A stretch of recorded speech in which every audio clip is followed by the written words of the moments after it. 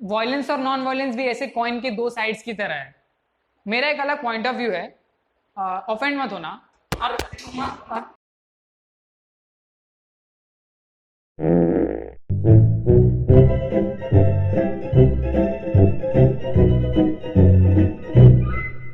So on 21 सितंबर हम सब लोग इंटरनेशनल पीस डे सेलिब्रेट करते हैं। ग्लोबल पीस इंडेक्स 2019 के हिसाब से फर्स्ट पे आइसलैंड स्टैंड करता है, फॉलोड बाय न्यूजीलैंड, और 163 कंट्रीज में से इंडिया का रैंक 141 है। इंडिया इतने नीचे है। और पिछले रैंकिंग्स का भी अगर हम थोड़ा देख लें तो इंडिया कभी ऊपर आने की कोशिश नहीं किया है, ना ही वो 10 रैंक 20 30 50 ऐसे रैंक उसने जंप नहीं मारे। तो रैंक 141 ही क्यों, इससे आगे क्यों नहीं है, इससे नीचे क्यों नहीं? तो ग्लोबल पीस इंडेक्स मेजर करने वाले कुछ फैक्टर्स को कंसिडरेशन में लेते हैं जब वो कंट्रीज को रैंक देते हैं।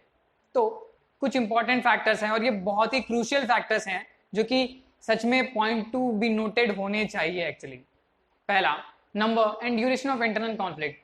इंटरनल कॉन्फ्लिक्ट एक कंट्री में ही आपस में, पार्टीज में, या फिर किसी भी एक पर्टिकुलर ग्रुप्स में कितने बार हो रहे हैं और कितने इंटरवल पे हो रहे हैं।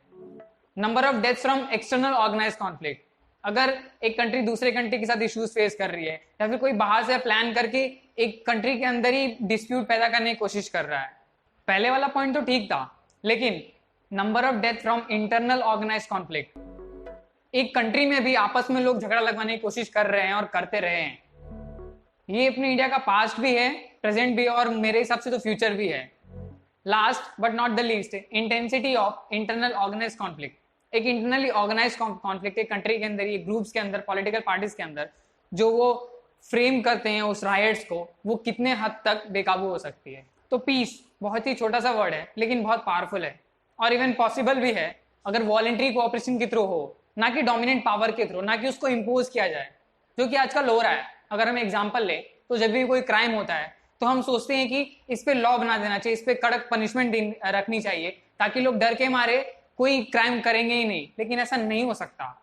वो होगा इम्पोज करना पीस को। अगर हम खुद से ही क्राइम करना बंद कर दे, अगर लोगों में खुद ही ये समझ आ जाए कि क्राइम करने से क्या होता है, पीस डिस्ट्रॉय हो रहा है, कितने लोगों की जिंदगियां बर्बाद हो रही है, तो कोई लॉ या रूल्स या कोई पनिशमेंट लाने की जरूरत ही नहीं पड़ेगी। वो होगा वॉलेंट्री पीस। तो पीस और सिक्योरिटी इतना जरूरी क्यों है? ये आपको लगता होगा कि पीस नहीं भी होगा तो क्या फर्क पड़ता है, हम अपना काम करते रहेंगे। पहले ऐसा मुझे भी लगता था। तो पीस एक बहुत ही नेसेसरी कंडीशन है, नेसेसरी रियलाइजेशन है जो कि सबको होना चाहिए। पीस, एक कंट्री में अगर पीस रहता है तो वो कंट्री सोशल, इकोनॉमिकल और बाकी सारे फैक्टर्स पे ध्यान दे सकती है प्रॉपरली, एक सोसाइटी को डेवलप कर सकती है। अगर एक कंट्री आपस में ही कॉन्फ्लिक्ट करता रह जाएगा, वो पीस में नहीं रहेगा, वो नॉन वायलेंस में जीता रहेगा, तो वो बाकी सारे फैक्टर्स पे ध्यान ही नहीं दे पाएगा, वो उसी में उलझा रह जाएगा। तो पीस एंड सिक्योरिटी इसलिए एक बहुत ही इंपॉर्टेंट फैक्टर है जिसका रियलाइजेशन हर एक ह्यूमन बीइंग को होना चाहिए। अकॉर्डिंग टू प्रीवियस फेज, जब पीस एग्जिस्ट करता है, वायलेंस एग्जिस्ट नहीं करना चाहिए। लेकिन आप ये कॉइन के दो साइड्स देख रहे हो, हेड्स और टेल्स। वायलेंस और नॉन वायलेंस भी ऐसे कॉइन के दो साइड्स की तरह है।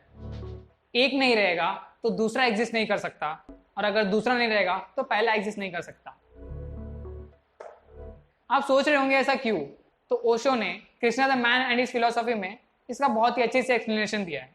तो अकॉर्डिंग टू वॉशिंगटन पोस्ट, अगर आप स्ट्रेंथ नहीं दिखाओगे वायलेंस, तो नॉन वायलेंस को रोकने के लिए वायलेंस कैसे रिएक्ट करेगा? वायलेंस को सामने आना पड़ेगा, उसको अपना फेस दिखाना पड़ेगा नॉन वायलेंस को रोकने के लिए। तो आप सब लोग सोच रहे होंगे कि मैं पागल हो गया हूँ, नॉन वायलेंस और वायलेंस साथ में कैसे हो सकते हैं?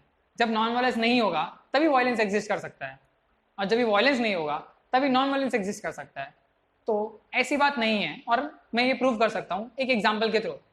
आपको कलिंग वॉर तो याद ही होगा, अशोका ने जिसमें फाइट किया था, वो one of the greatest war, greatest ना कि डिस्ट्रक्टिव वॉर्स माना जाता है, जो कि 261 बीसी में फाउट किया गया था। तो इस वॉर में दोनों साइड्स ने डिस्ट्रक्शन फेस किया, कलिंग और इवन मौर्यन एम्पायर ने। तो बाद में जाकर जब सम्राट अशोक ने इस वॉर का जो रिजल्ट था वो जब देखा, वो जब रियलाइज किया, तब उनको रियलाइजेशन हुआ कि वॉयलेंस एक वेस्ट है, एक वॉयलेंस का जो रिजल्ट है वो कभी पॉजिटिव नहीं आ सकता। उन्होंने बुद्धिज्म को अपनाया और जो वॉर्स से उनको बंद करने की सलाह दी, उसका एडवर्टाइजमेंट किया, बहुत सारे कंट्रीज में मॉन्क्स भेजे कि आप पीस को सेलिब्रेट करो। लेकिन उनको ये बात भी पता थी अगर वो ही उन्होंने ये वायलेंस नहीं किया होता तो उनको नॉन वायलेंस का जो रियलाइजेशन था वो नहीं हुआ रहता। उसलिए उन्होंने अपने सन्स और ग्रैंडसन्स के लिए एक लेटर भी छोड़ा था कि जितना हो सके वॉर को अवॉइड करो। ये पीस जो है ना, ये नॉन वायलेंस जो है, बिना वायलेंस के एग्जिस्ट ही नहीं कर सकता। जब तक आप वायलेंस नहीं करोगे तब तक आप नॉन वायलेंस के साइड जा ही नहीं सकते। लेकिन इसका मतलब ये नहीं है कि आप जानबूझ के वायलेंस करो नॉन वायलेंस को पहचानने के लिए। अगर आप काफी हद तक समझदार हो तो आप ये बात अब तक समझ ही गए होगे। तो इस वीडियो से एक ही समरी निकल कर आती है कि आप अगर वायलेंस कर रहे हो तो इसको एक पॉजिटिव एम से, किसी को बचाने के लिए, किसी को प्रोटेक्ट करने के लिए, किसी को ये दिखाने के लिए कि आप भी कम नहीं हो, इन सब चीजों की, इन सब रीजंस के वजह से वायलेंस करो, ना कि किसी को हार्म करने के लिए। क्योंकि वायलेंस का जो एंड रिजल्ट है वो कभी पॉजिटिव नहीं निकल कर आया आज तक। ये इंडिया की हिस्ट्री और पूरे वर्ल्ड की हिस्ट्री खुद में ही बोलती है। मेरा एक अलग पॉइंट ऑफ व्यू है, ऑफेंड मत होना, कि अगर इंडिया में फाइट्स क्रिएट होते हैं, फाइट्स क्रिएट किए जाते हैं, वायलेंस क्रिएट किया जाता है, तो उनके रीजंस जो है वो या तो रिलीजन होते हैं, या तो कास्ट होते हैं, या सब कास्ट। तो इसलिए मैंने पहले ही बोल दिया था कि ऑफेंड मत होना, ये मेरे व्यूज है। तो बस बात इतनी सी थी कि नॉन वायलेंस को एक्सेप्ट करो, उसको सेलिब्रेट करो, लेकिन वायलेंस को इग्नोर मत करो। वायलेंस है ये हम सबको पता है और वो हमेशा रहेगा, अगर हमें नॉन वायलेंस या पीस चाहिए तो। So happy international peace day to everybody. Thank you. तो इंडिया पहले ही रिलीजन का, सबकास्ट के नाम पर बटा हुआ है। क्रिश्चियंस में जब मॉब लिंचिंग होती है, जब राइट्स होते हैं, ऐसा लगता है कि हम नए नए रीजंस ढूंढ रहे हैं इंडिया को अपार्ट करने के लिए। तो अगर इंडिया एक पीस ऑफ पेपर है सपोज, तो हम उसे पीसेस में कन्वर्ट कर रहे हैं। ऐसा क्यों? तो ना कि इंडिया के पीस को हमें पीसेस में कन्वर्ट करना है, उन्हें बांटना है, बल्कि इन पीसेस को साथ में लाना है और पीस का एक नया फॉर्म देना है। सही हुआ शायद, सही हुआ शायद। तेरे मुंह पे आया ना, मतलब सही हुआ।